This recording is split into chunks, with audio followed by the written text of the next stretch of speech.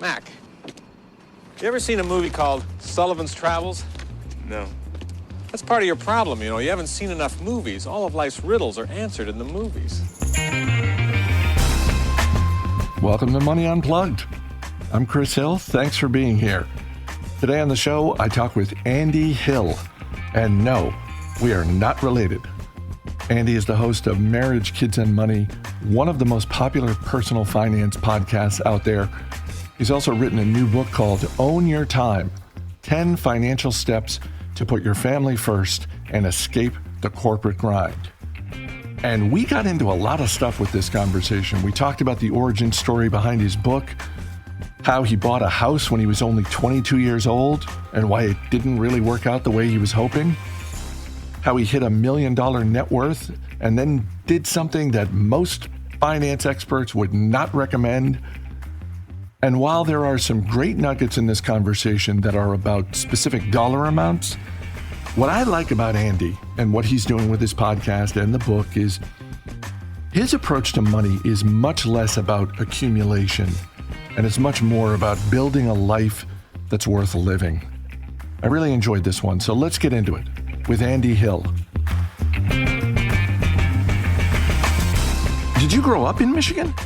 Since 10 years old, I grew up in Michigan, but my father worked in the automotive industry, so we moved around quite a bit when I was younger, and my siblings moved around more than I did. So we were on the East Coast for a little while, New Jersey, Maryland, and then we also did Georgia for a stint, but most of my life I've been in Michigan. What was he doing in the automotive industry that had him moving around? Yeah, he worked for Audi of America, so he started with them pretty much right when they came over to the United States in the, late 60s. And then he retired there 35 years later. So he helped them to grow as an operations guy. And it was a good role for him. It helped take our family on some forward mobility. And we moved around a lot, but that's okay. You know, you become resilient because of that. It was a nice blessing that we had in our lives because he was able to do some great things for our family. What's the earliest memory you have when it comes to money? Oh, man. I would say I remember my mother helping me to get my first savings account at one of those brick and mortar banks with one of those passbook savings account, where you write in the balance. And I kind of got excited about the things that she was talking about. You can earn money and then save it and watch it grow. And when it grows, you can buy things that you like. And that became a really fun and interesting conversation to me. And she taught me about the importance of, being frugal and making sure that you are purchasing things that are within your means. So a lot of those things stuck with me. And also seeing my dad grow his career and seeing how by putting in hard work into the office and making some moves there, you could really grow your income over time. So I'd say those two lessons I think I learned pretty early and got some great examples from my parents. Was money talked about in the home? Was it a kitchen table topic, or was it confined to those sort of one-off situations where your mom's helping you open a savings account or there's something very specific? I would say it was a pretty open conversation. I would say my parents helped me to realize what money could do for you over the long term. And those two separate examples of, frugality and savings, as well as entrepreneurship and growth and, taking your career to the next level really were integral in my upbringing. I remember having the opportunity to sell candy for my youth football candy drive where, we were selling candy and then we could win the prize of the bike. And so I got really excited about that because I had that entrepreneurial spirit and I liked saving money and getting out there. So I walked around to dozens and dozens, probably 100 homes around our neighborhood and ended up knocking on the door and selling them their $12 box of candy, or maybe they would buy 5 of them.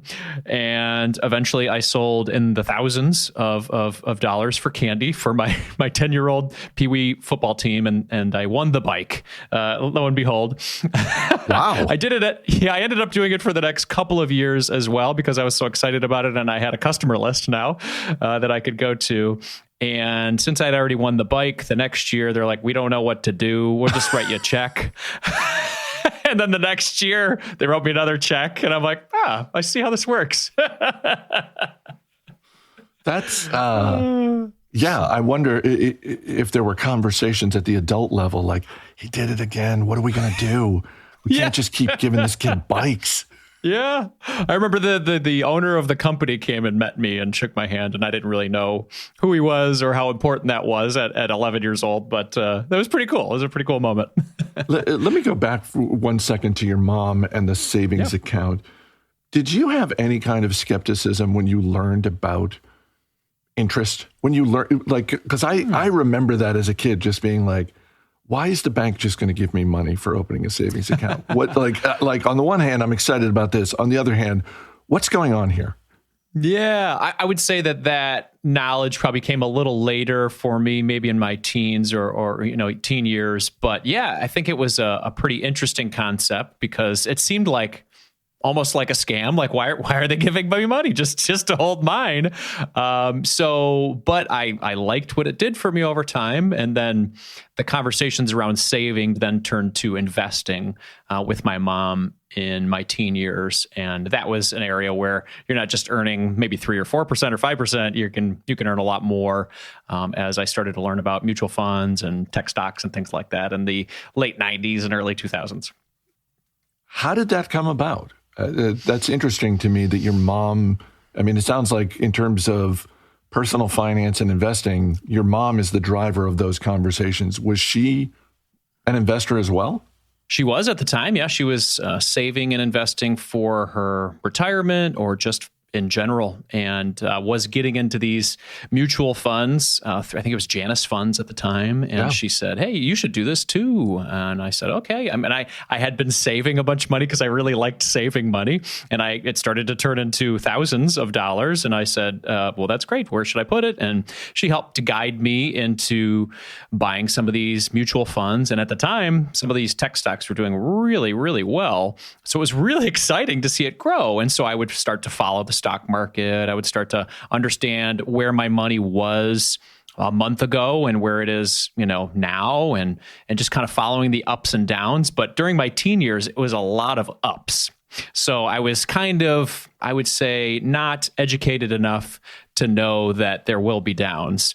And so when there were downs, I became kind of soured on the whole idea of investing in general. It seemed like a scam, like, oh man, they told me I had that, but I don't anymore. And I can't even use that amount that I had. So it feels like I was duped. So for a while there, after that, I stopped investing. And when I did, I would just buy single stocks of companies that I thought were kind of interesting. Like I was watching WWF at the time because I was in my late teens or 20s. And I'm like, they just came out with a stock. I want to become an owner of WWF. So I bought the stock, after the IPO. And of course, it plummets after the IPO. And I'm like, forget it. I'm just not going to invest anymore. So I became sort of jaded with it. But with the mutual fund investing, I did end up having enough money to purchase my first home, which was about $20,000, which was great. It was very cool that I was able to do that through investing and through saving and through working jobs and continuing to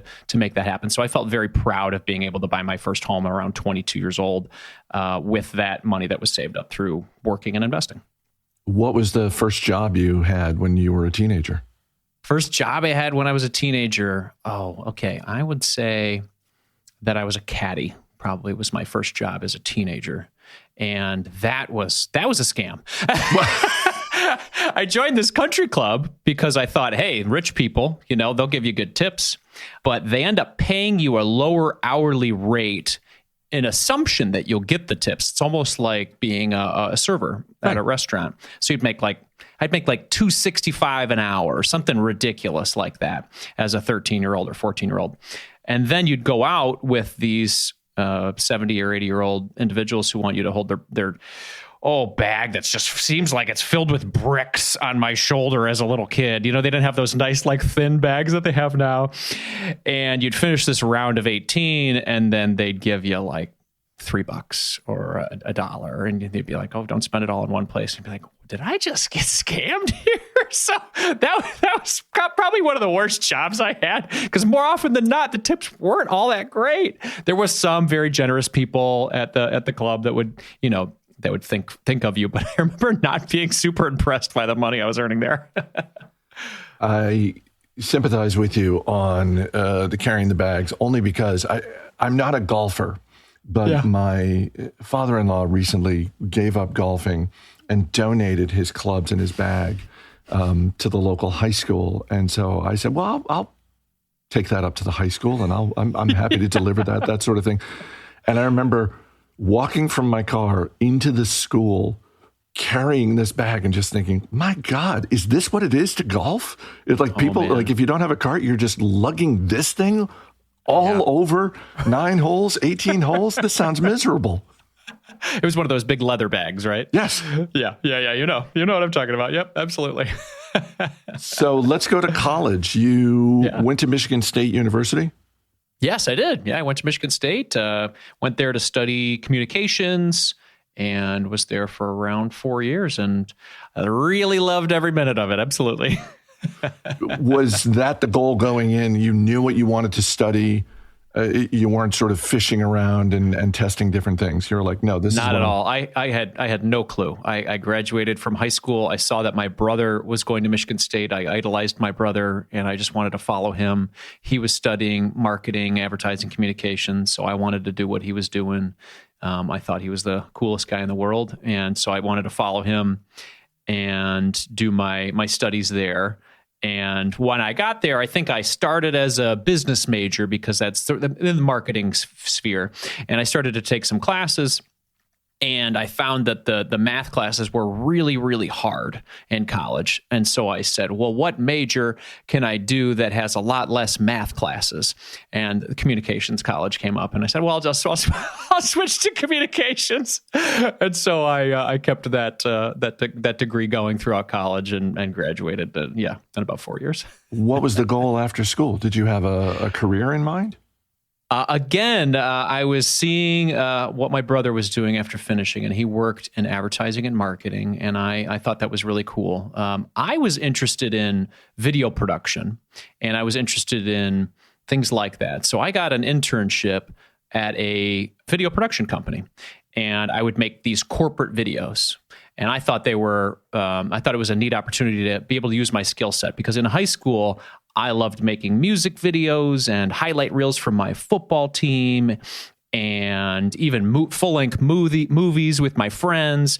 And so I said, well, what could I do to actually get paid to do that? So I got an internship at this company, and we weren't making music videos and sports films and things like that. We were making automotive car, essentially puff pieces or marketing pieces for these brands, or things that would, go to the consumers that talk about all the great features of the car, horsepower and torque, yada, yada. I don't really like cars all that much. I like driving my car to and from, but it's not like a big passion project of mine. But unfortunately, I lived in Metro Detroit, where all of the business was very focused on automotive. So I said, okay, well, I could take my passion project, or my passion towards video production, and work at a company that makes video, but not necessarily the type of video that I was interested in. So I worked there for a few summers, and eventually had the opportunity to work in events as well as video production. So it was kind of this dual purpose of marketing, advertising, corporate communications within the events and video sphere. And sometime after that, you go to get your MBA. And I'm curious the degree to which, if any, money played a role in that decision. It played 100% into the decision. I was making $28,000 a year out of college in my first full-time job.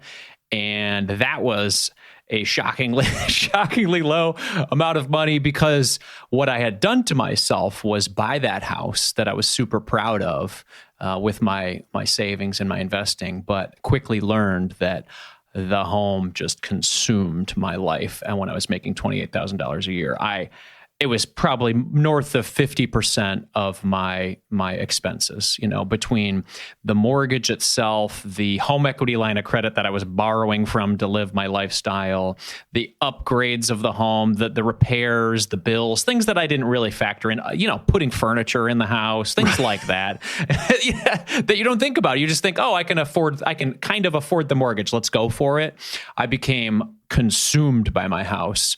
And it was a pretty eye-opening moment for me at 22 years old, where I'm like, well, I thought this was the thing that everybody was supposed to do, buy the house, and then you feel like you're, that's the American dream, right? I'm following the playbook. Like Why isn't this working? And it did not work. It did not feel good.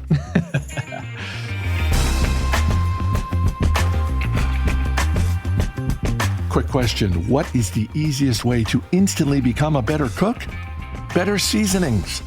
With spring officially starting this weekend, it's time to get the grill fired up again and let Dizzy Pig help you make the most of grilling season. Dizzy Pig Barbecue is my favorite source of rubs and seasonings. They make incredible blends for whatever you're cooking: steak, chicken, pork, seafood, veggies. And whether you like a little heat or a lot of heat, they have something just for you. They have so many different options, and if you're not sure where to start, try their Crossroads Barbecue Rub.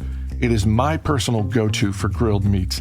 And if you really want to wow your guests, get a bottle of Dizzy Pig's fantastic glazed and infused sauce. Set that down on the table. Let people add as much as they want.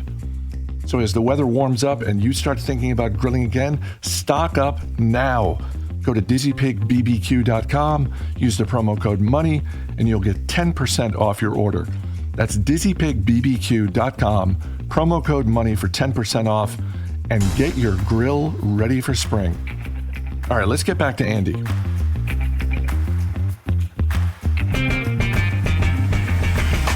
You've talked on your podcast about your wife and your finances, and I'm curious, how early in the dating process did you start talking to your then future wife about money? Was it the first date, or did you sort of ease into it?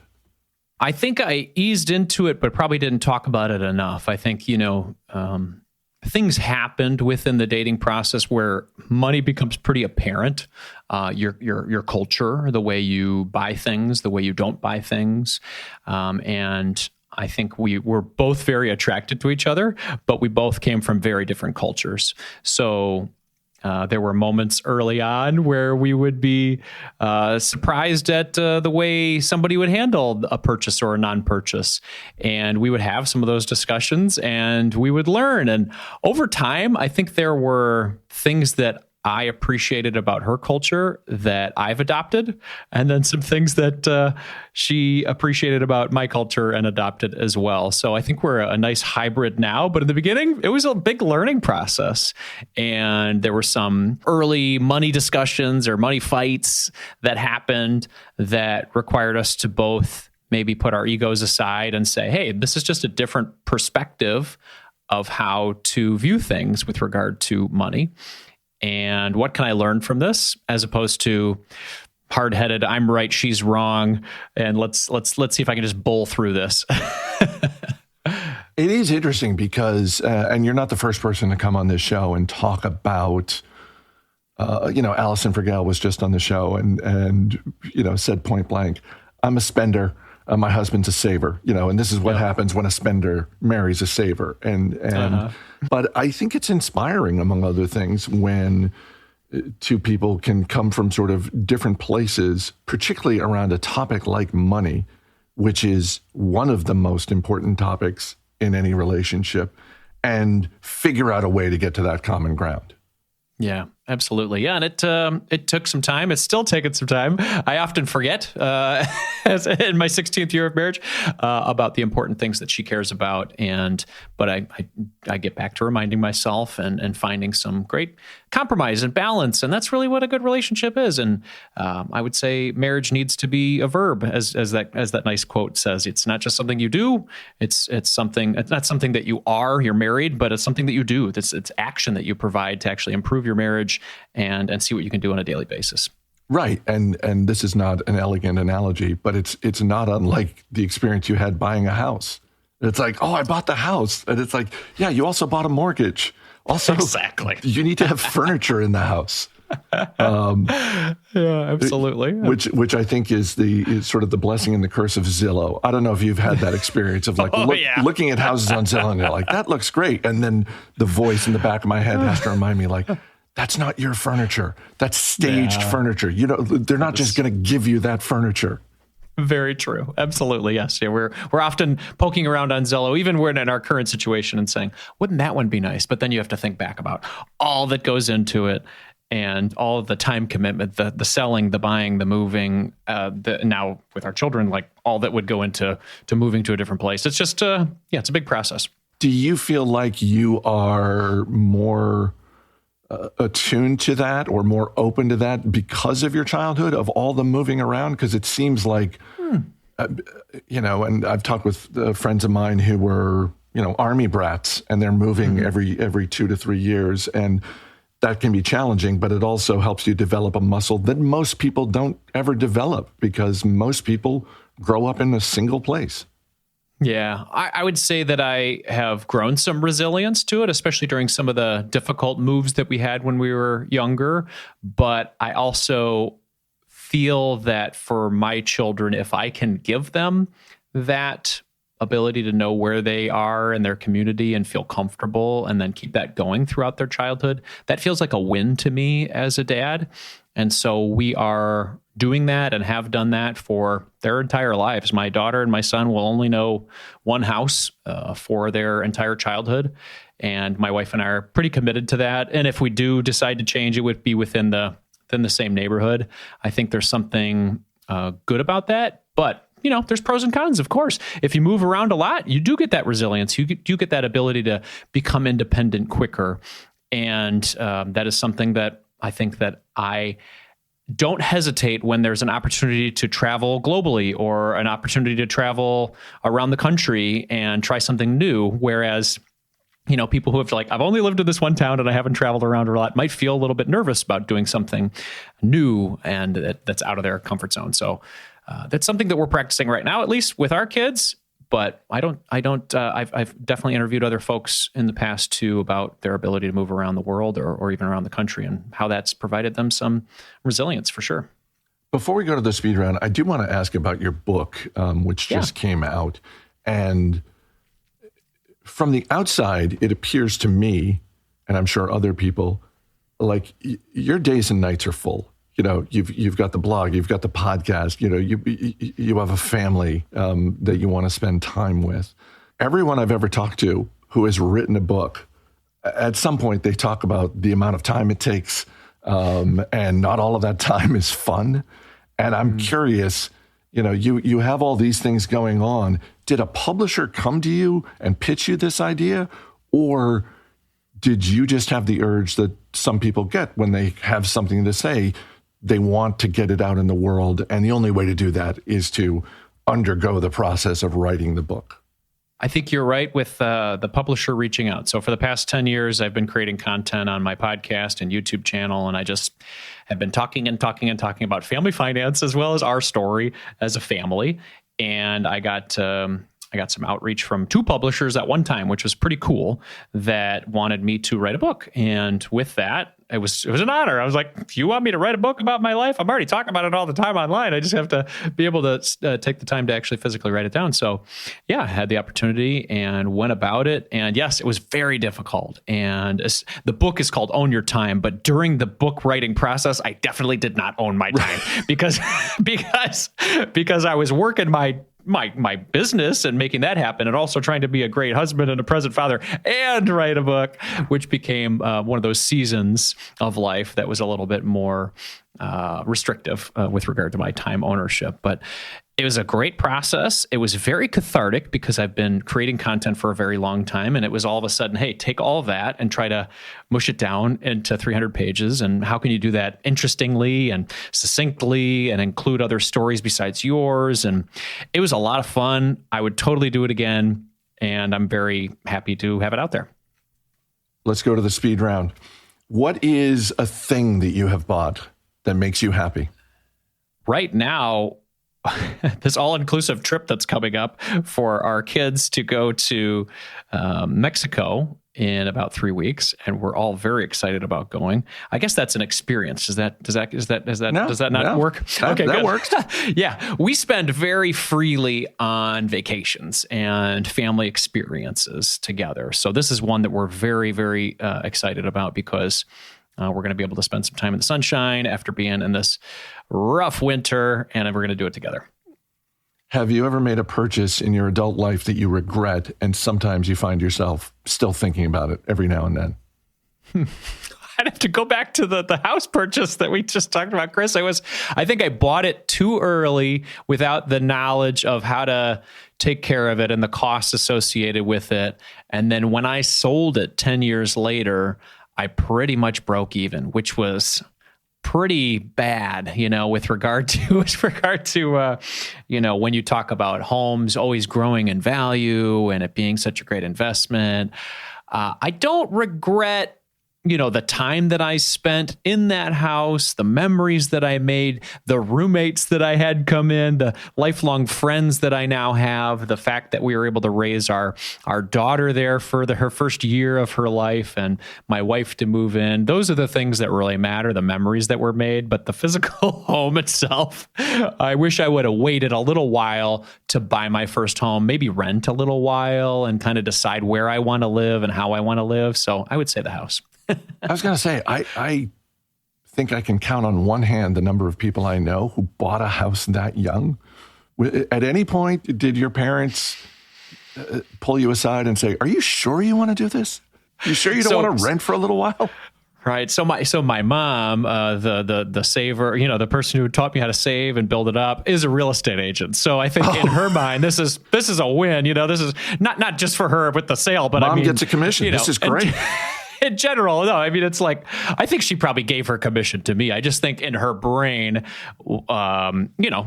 this is her world, and buying a home is great. And over time it grows in value and it could do those things. So I was definitely influenced by my real estate agent mother who said, I'll help you look at a house right now, What is the last thing you splurged on just for yourself, not for your wife or your kids or anyone else in your universe, just for you? Well, after we hit $1 million net worth, and after I left my corporate job and I started to work part-time in my solopreneur business, I just felt incredibly grateful and comfortable and happy. And I had this amount of money in my taxable brokerage account where I said, this was my early retirement fund. I'll use this to retire. But I was feeling so happy in my life. I'm like, I don't, what do I need to retire from now? I love my part-time solopreneur job. We've got some comfort and everybody's secure. So I used $50,000, it was $50,000 or $60,000 and sold all the shares in there. And I bought myself a new Ford Mustang Mach-E, and I've had it for 3 years and I love it. Fantastic. Yeah. What is something about money that you wish you knew earlier in life? Oh man. I did get started with investing early. So I would say that I wish I would have had the knowledge that investing in simple, low cost, US-based, broad-based, index funds can be so simple, and you can just get started as early as possible with as much money as you have. $1, $50, $100 per month, and just keep that going consistently, because you don't have to buy these tech stocks or these tech mutual funds or individual stocks. You can just get yourself the whole market, buy the whole thing, and then just watch it grow. It goes up and down for sure, but just know that over time, you're going to do pretty well in the long term. And the earlier you can start, the better. And the longer you go, the better. Absolutely. What is a charitable cause that you like to support? I would say locally, I have been motivated by my son's interest in supporting homeless folks in Metro Detroit. And so there's a great organization called Say Detroit, and they are doing just that. My son has been donating to them since he was 4 years old. And actually, after he wrote after he wrote a little note, we wrote a little note. This $4 donation is from my 4-year-old son. We've matched it. It's now $8. And he wants to help people have roofs and on their homes. And so he actually got invited on the Mitch Albom radio show because that's Mitch Albom's charity. And he got to be interviewed at 4 years old for his donation. And so nice. I really like donating to that organization, and so does he. Do you have a favorite movie or television series that has money as a through line? I don't know if it's a favorite, but it is definitely visceral. I would say Succession is one of those shows that bothered me so much that it stays in my brain, and it just reminds me that money is a tool for you to create the life that you want to live and to honor your family values. It is not the value. It is not the end all be all. And I think people lose their way. And that is a good show that demonstrates how people lose their way. Yeah. It's definitely one of those shows that begs the question, what kind of person do you want to be? Exactly. After you've achieved... There's no redeeming characters. After you've achieved financial independence, what kind of person do you want to be? Exactly. The last thing is a penny for your thoughts. And this is just any sort of wisdom you want to share with people who are listening. It doesn't have to be about money. It can be about anything. Well, I would say right now, a big part of the conversation, or at least the thoughts that are going on in my brain, are we only get so much time on this planet.